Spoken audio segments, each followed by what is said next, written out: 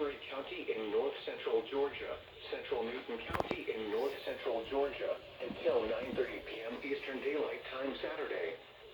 At 3:20 p.m. Eastern Daylight Time, Doppler radar and automated rain gauges indicated heavy rain continuing to fall across the warned area.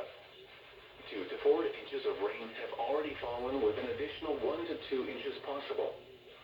Flash flooding is expected to begin shortly. Some locations that will experience flooding include Griffin, McDonough, Conyers, Covington, Hampton, Locust Grove, Porterdale, Orchard Hill, Sunnyside, East Griffin, Lakeview Estates, Blacksville, Ola, Walker Mill, Rover, Luella, Oak Hill, Highland Mills, Toalaga, and Magnet. Turn around. Don't teach around when encountering flooded roads. Most of flood deaths occur in vehicles. A flash flood warning means that flooding is imminent or occurring. If you are in a warned area, move to higher ground immediately.